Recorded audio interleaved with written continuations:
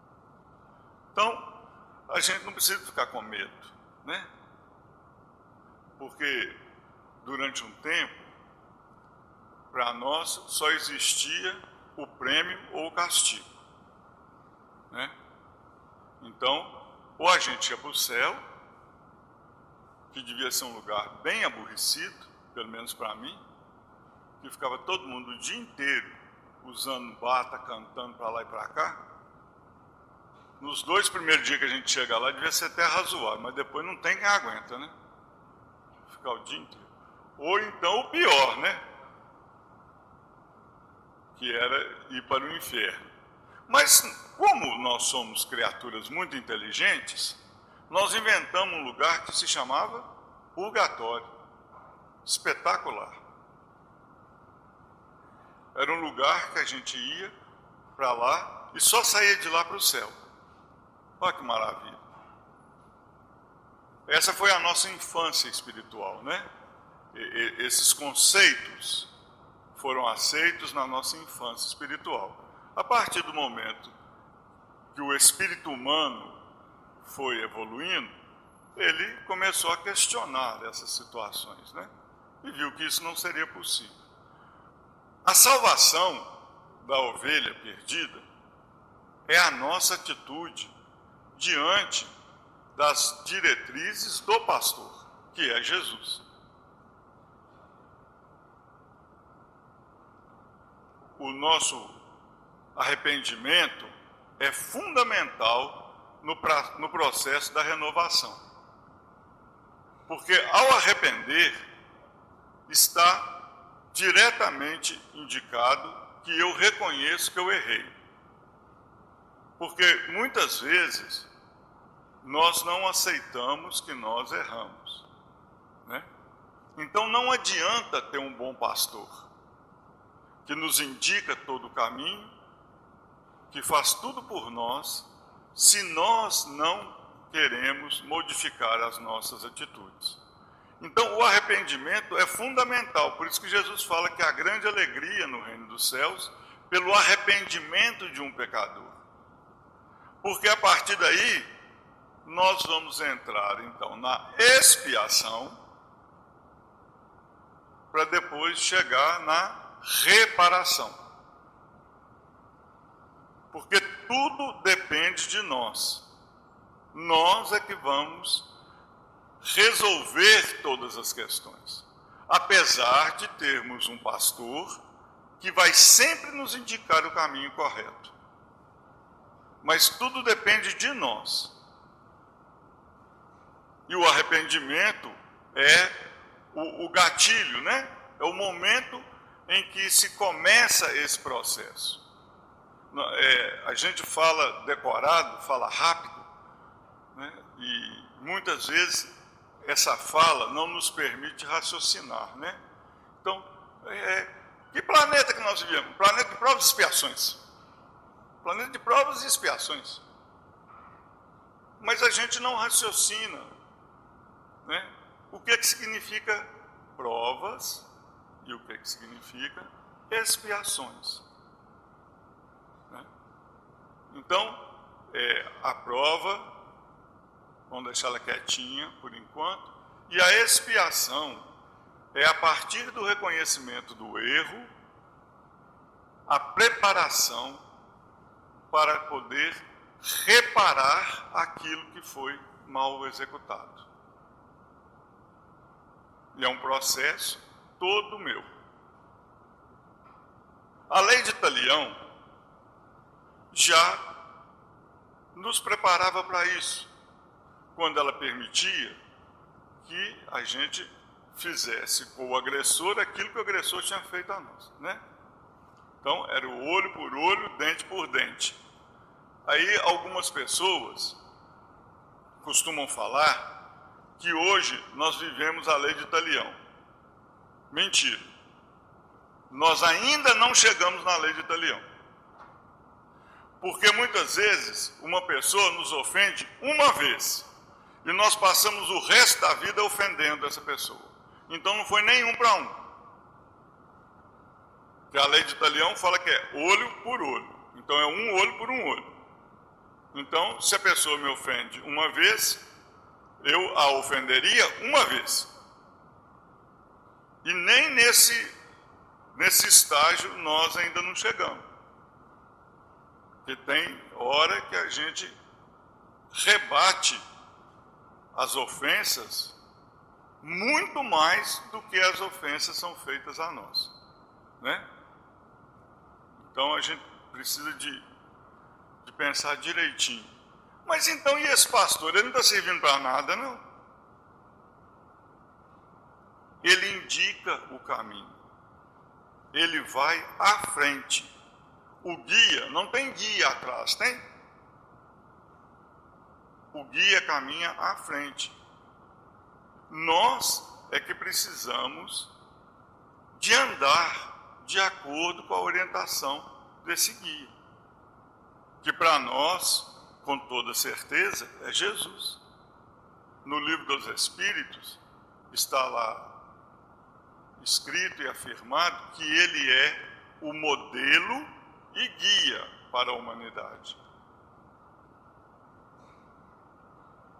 Então, esse momento, né, onde Jesus era criticado severamente por nos atender, que éramos nós.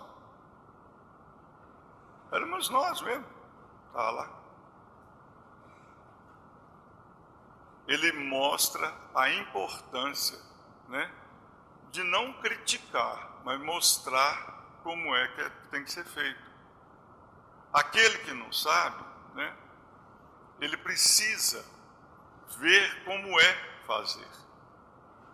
Durante um período na minha vida profissional, eu lecionei. E a maior dificuldade que eu tinha era com o aluno, aquele que assim, eu sei como é que é. Sabe aquelas pessoas? Não, eu sei como é que é. Então, você vai ensinar uma pessoa a fritar ovo. No fritar ovo eu não sei, eu não posso falar. Não. Você vai ensinar a pessoa qualquer coisa, né? Mas se ela já vem falando que sabe como é que é, não tem mais jeito. Como é que você vai ensinar? Né? Então eu falo que todos nós, aí eu estou me incluindo, viu, gente? Precisamos de ter pelo menos humildade para poder aprender, senão não aprende. E isso, quando a gente fala, né?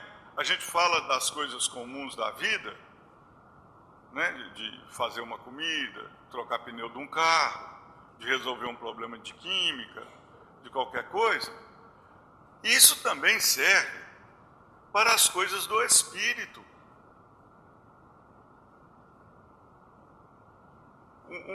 Uma pessoa que tem um conhecimento espiritual mais elevado, ao se aproximar de nós e tentar nos ensinar alguma coisa, a gente tem que pelo menos ouvir.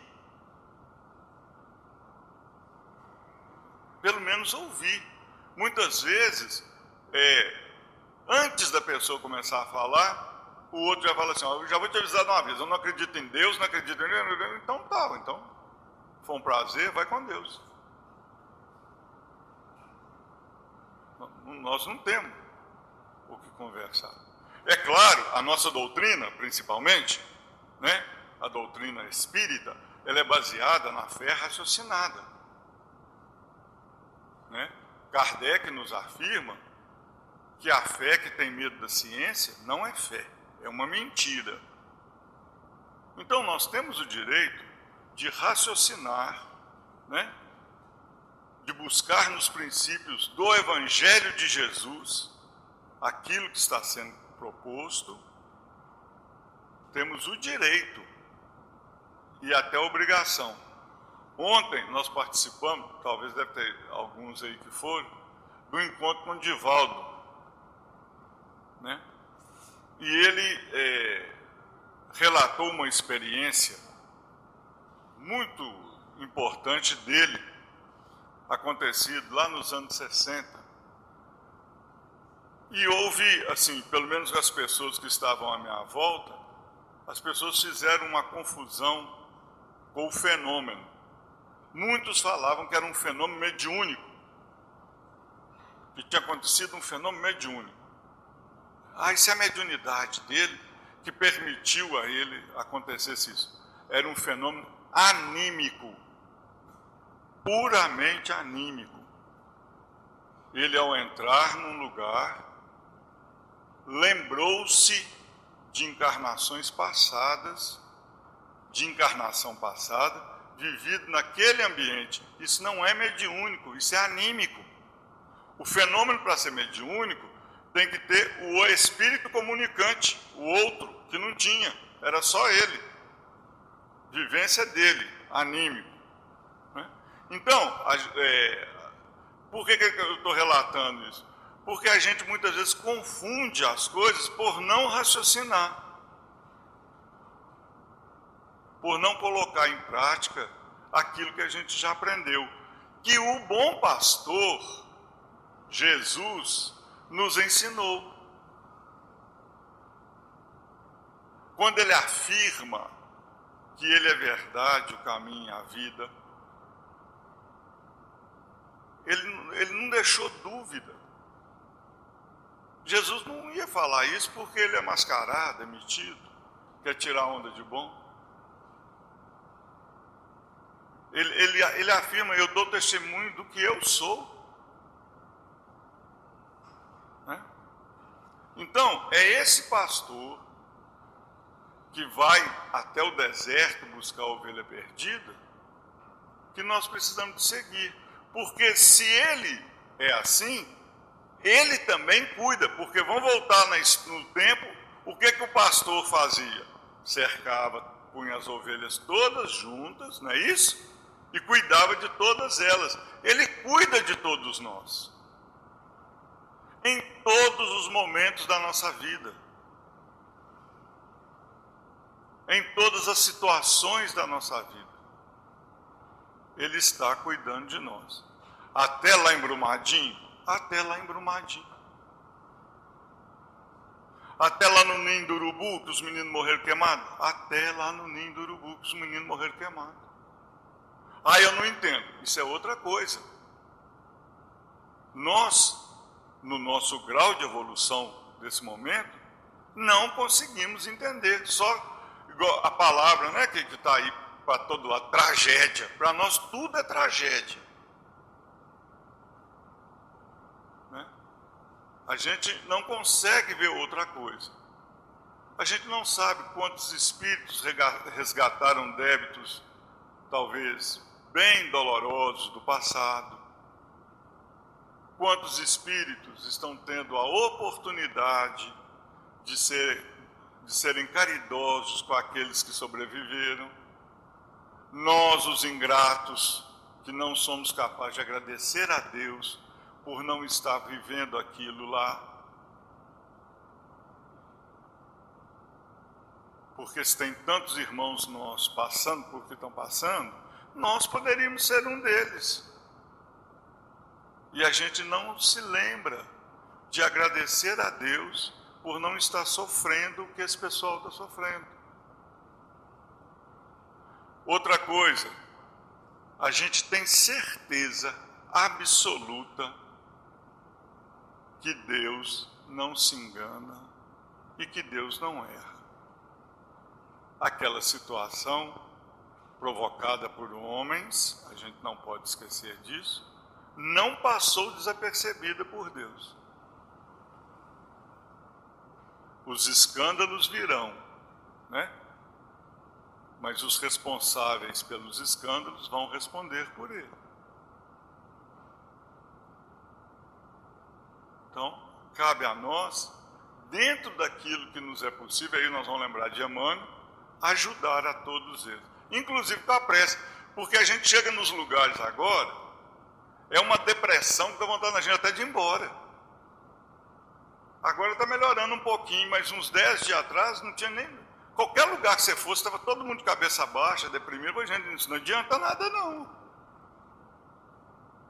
Isso não vai ajudar em nada não. Que tragédia, mas não adianta não. Não é assim, né? Então, mesmo nessa qualidade de espíritos que nós somos, há alguma coisa que nos cabe fazer. A outra colocação que Jesus fala, que aí é que eu gosto, que haverá um só rebanho e um só pastor. Aí, meninos, os judeus já quiseram jogar pedra nele mesmo. Porque os judeus não aceitavam, né? Como é que esse sujeito aí, filho de carpinteiro, fica andando com prostituta, conversando com ladrão, não é rei de nada, vem falar que é o Salvador de Israel, ainda vem falar que vai ser um rebanho só, que nós vamos juntar todo mundo? O que é isso? Mas essa é a grande verdade do cristianismo. Todas as criaturas que aceitarem os ensinos cristãos baseados no amor ao próximo fazem parte do único rebanho de Jesus. Quando Jesus é questionado pelo fariseu, né, o doutor da lei, fala, como é que é esse negócio? Qual que é o mandamento e tal? Ele fala, o que está escrito na lei? Amarás o Senhor teu Deus. Aí o cara fala bonitinho, né, que ele sabia de cor, de tudo e tal. E qual é o segundo mandamento? Amarás o próximo como a ti mesmo. Jesus fala assim, ó, esse é tão importante quanto o primeiro. E nesses dois estão todas as leis e todos os profetas. Então, a gente pode ficar bem feliz agora que nós sabemos, né? Que só existe uma lei, a lei de amor. Jesus está falando de amar a Deus e amar ao próximo. Então só existe a lei de amor. Ah, por que eu sofro? Porque eu não vivo a lei de amor. Enquanto eu não viver a lei de amor, eu vou sofrer as consequências da outra lei que eu escolhi. Nós espíritas, os católicos, os evangélicos nas suas várias ramificações, enquanto nós ficamos discutindo que existe reencarnação se não existe, que não sei o quê, papapá, que Francisco de Assis foi não sei quem, tal, a droga, a prostituição, a pornografia, as doenças mentais, a depressão, estão dentro dos nossos lares. Todos nós, com toda certeza, temos um parente que é dependente químico, temos um parente que sofre de depressão, temos um parente que já teve problemas com a justiça. Eu falo que o mal é muito mais democrático do que nós. O mal não escolhe religião, seja quem for, deu bobeira, ele rapa. Não quer nem saber. Você pode ter a religião, a classe social, o grau de instrução que você tiver. Nós demos bobeira. Eu estava conversando uma vez com um pastor, um tempo atrás, ele já é um senhor mais velho, ele é pastor há muitos anos, e a gente estava conversando sobre isso. Ele falou que eu estava fazendo ele lembrar, os filhos dele já são todos homens casados, adultos, que a igreja manda que eles vão para as cidades, né? Então ele estava numa missão numa cidade, e quando chegou, o pastor que estava lá recebeu eles muito bem, eles fizeram uma amizade muito grande e tal, e ia um na casa do outro, os filhos, e ele começou a perceber que o filho mais velho dele começou a ficar arredio. Não queria ir na casa, não queria sair com os filhos do outro e tal. Aí ele foi ter uma conversa com o rapaz. Falou, meu filho, o que está acontecendo? Eu estou percebendo e tal. Ele falou, pai, o fulano, filho lá do pastor, veio me oferecer maconha aqui dentro do meu quarto e eu não aceitei e ele fumou aqui dentro. Então, o mal, ele não escolhe, não. Ele não tem essas bobagens igual nós temos. Não, eu sou espírita e não quero saber dos católicos. Não, eu sou católico, não gosto de conviver com o evangelho. O mal não tem isso, não. Então, enquanto nós não formos um só rebanho, movidos pelos princípios do cristianismo, é claro que eu acredito que hoje, né, ter uma única religião seria um sonho. Seria impossível. Porque nós temos visões muito diferentes uns dos outros. Porque a Terra é uma salada de fruta de espíritos, né?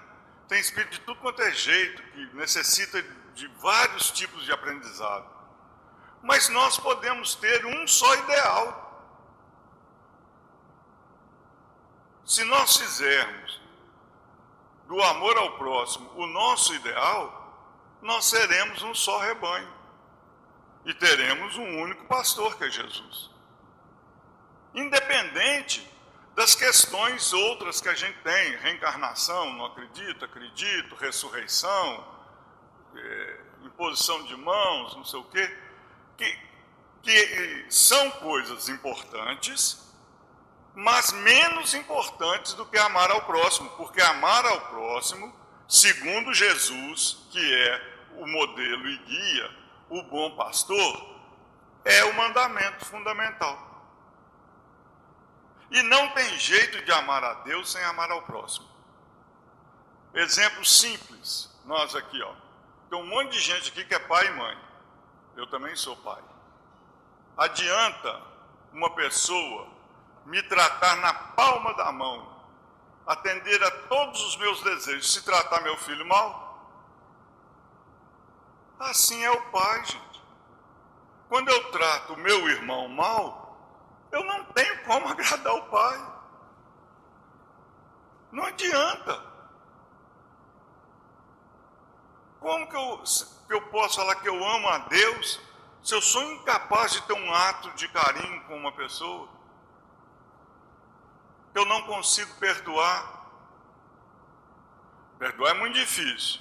Eu também acho. Porque perdoar é terrível. E cada vez que a gente estuda, perdoar fica pior. Porque primeiro a gente aprende, né, que o perdão é incondicional. Então aquele negócio de eu te perdoo, mas não vale. Porque quando a gente fala o mas, já entrou uma condição. Então não vale. O perdão é incondicional. Da outra vez que Divaldo esteve aqui, ele fez o favor de falar assim, ó, o perdão total. Eu falei, não, Divaldo, pelo amor de Deus. Não existe meio perdão. Então eu te perdoo isso e isso, mas aquilo eu não perdoo. Eu falei, não, mas isso complicou demais. Então perdoar, talvez, ainda não é para espíritos comuns como eu. Mas eu posso desculpar. Eu posso não desejar mal. Eu posso permitir uma reaproximação, que a gente é muito vaidoso, né? Bate no peito e fala assim, nunca mais pus os pés lá. Mas danou. O telefone toca. Se é fulano, eu falo que não estou. Nem usa mais o telefone tocar, né? Então, são umas coisas assim. Então, como é que vai fazer? Vai ter que reencarnar. Vai ter que ter Brumadinho. Vai ter que ter ninho do urubu. Porque nós estamos fazendo a opção de não viver a lei de amor. E quando a gente faz essa opção, né, o Espiritismo já nos orienta que cada ação tem uma reação, né? Que não tem jeito. Cada atitude que eu tenho vai ter uma reação. Eu preferi não viver a lei de amor, então pronto. Nós temos o hábito, né? as coordenações das casas, de achar que a gente programa as coisas tudo direitinho, né? A gente que recebe convites, assim, que o pessoal tem a caridade de nos convidar para falar nas casas, que a gente vai em casas diferentes, a gente percebe claramente que no mesmo período, o mesmo assunto é falado em várias casas. É interessantíssimo isso. Casas que não se conhecem, que não trocam informação, mas é uma coisa assim impressionante, né? E lá no nosso grupo, a gente fez um estudo numa quarta-feira, era Paulo nos convidando a ser um vaso sagrado. E Emmanuel falando que a gente tem que cuidar dos nossos sentidos para que a gente seja um vaso sagrado. Que a gente preocupa mais um pouquinho com a língua, porque o nosso pecado predileto é maledicência, né? Nós estamos aqui todo mundo sentadinho, tranquilo, mas se entrar uma pessoa aqui e falar assim, vocês querem saber o que aconteceu? E sair, acabou, até eu vou lá, largo a reunião, né? Então a gente adora. Mas nós temos que cuidar também da forma com que a gente olha as pessoas. O nosso olhar, muitas vezes, ele é carregado de malícia. Muitas vezes um casal dá a mão, né? E o nosso olhar incrimina aquele casal. O nosso ouvido, a pessoa falou uma coisa assim, sem a menor intenção de nada. A gente falou assim, com certeza, porque domingo não vem na reunião, quer que eu dirija a reunião para ele. Isso nunca me enganou. Né? Então, Emmanuel nos chama a atenção que o nosso vaso, né, o que nós somos, para que ele seja sagrado, todos esses sentidos têm que ser melhor cuidados. A forma que a gente fala, a forma que a gente escuta, a forma com que a gente olha, né? Tudo tem que ser mais cuidado. Isso foi na quarta-feira. Quando foi no sábado, Paulo de novo e Emmanuel de novo, a dupla, falando que nós devemos estar sempre preparados para ouvir a fala de Deus, que a gente não sabe de onde ela virá. Então, se eu cuidei da minha fala, eu posso transmitir o ensinamento de Jesus. Eu posso, ela pode, o menino ele pode, qualquer um pode, porque Deus não tem prediletos. Muito bem. Para que eu estou contando isso tudo para vocês? Para chegar. Eu estava ouvindo uma entrevista de um humorista mineiro, que muita gente que deve conhecer, que só fala bobagem, que chama Caquim, Big Dog. No meio da entrevista dele, ele falou assim, nós estamos sempre preocupados em ter um mundo melhor para os nossos filhos. Mas eu quero saber quando que nós vamos dar filhos melhores para o mundo, é que eu fiquei arrepiado até agora. Eu falei, meu Deus, o que eu estou ouvindo nessa entrevista aqui? Para que isso? Porque depois que a gente escuta, não tem jeito.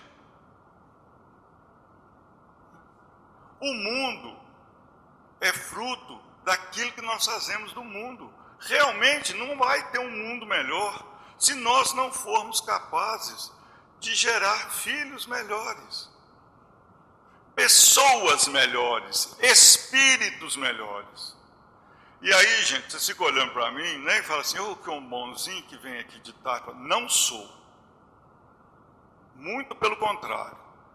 Quem convive comigo sabe a dificuldade que é. Nós aceitamos, colocamos os nossos filhos no judô, no balé, na escolinha de futebol, no que mais? Inglês, na informática. E a evangelização, que a Carmen estava falando ali que tem. Não, isso quando ele for adulto ele escolhe. Que quando ele for adulto ele escolhe o quê? Como que ele vai escolher se ele não tem opção? Escolha quer dizer que teve opção. Se eu nunca falei com ele de Jesus, como que ele vai escolher se ele quer ser cristão ou não? Se ele nunca ouviu falar de espiritismo, de catolicismo, como que ele vai escolher religião? Nós mesmos alimentamos 3 vezes no dia, fazemos não sei quantas atividades físicas por semana. Quantas vezes você vai lá no Graco? Menino, tem uns 15 dias que eu não apareço lá, que eu estou com uns problemas, mas quando tudo dá certo, eu vou na reunião de domingo, uma vez na semana. Será que o nosso espírito, que é imortal, só merece ser cuidado 1 hora por semana? Porque eu já ouvi de muito espírita falar assim, ó, eu sou espírita lá no centro, aqui na rua eu não sou, então você não é. Porque nós temos que ser sempre a mesma coisa. Não é verdade? Muito bem. Então, nossa hora está chegando ali, né? Então, esse bom pastor, que já nos falou tudo. E Jesus, eu sou bobo demais, né? Então eu falo que Jesus era muito inteligente. Como ele era muito inteligente e nos conhecia profundamente, ele falou tudo e falou, vocês podem ficar tranquilos que eu vou mandar um consolador depois para falar de novo. Eu sei que vocês vão esquecer ou vão misturar. Aí ele já mandou o consolador, né? Então esse bom pastor, que fala tudo, que nos ensinou tudo, e espera que nós formemos um dia um só rebanho, né? Onde as relações entre as pessoas tenham pelo menos respeito. Se nós somos espíritos que ainda não é igual lá da definição da terceira ordem, que não conseguem amar a todos, né? Que nós possamos pelo menos respeitar uns aos outros, ser solidários com a dor um do outro, né? Tratar os nossos semelhantes da maneira com que a gente gostaria que fosse tratado, tentar sentir a dor do outro. As casas espíritas, né? Hoje elas têm o nome de Fraternidade Espírita. Antes era Centro Espírita, né? Então eu falo muito isso. Eu acho que a gente tem que olhar para a gente primeiro, para depois olhar os outros. Fraternidade é um lugar onde as pessoas se sentirão acolhidas, né? Amparadas, não é isso? Aí chega a pessoa aqui, chorando, sofrendo, aqui, lá no centro que eu frequento, aí a gente vira, a primeira coisa que eu falo, e fala assim, causa efeito, meu filho, você fez, está colhendo. Gente, isso é fraternidade? Isso é cristianismo? Eu sei que é causa e efeito, mas essa é a hora e a forma de falar. No nosso grupo foi um moço, ele chorou da hora que ele entrou até a hora que ele saiu, o tempo todo, porque a companheira tinha ido embora. Isso é hora de falar com ele que é causa e efeito? De falar com ele que na outra encarnação ele abandonou a esposa, sei lá, essas coisas que os outros costumam falar? Isso é hora de abraçá-lo, né? Se ele continuar indo, participando das palestras, ele vai ver que é causa e efeito. Não precisa de eu falar. É isso? Muito bem, nosso tempo terminou. Jesus ampare a todos. Muito obrigado pela paciência de ter ouvido. Muito obrigado à casa pelo convite, viu? Deus que pague a vocês. Fiquem com Deus.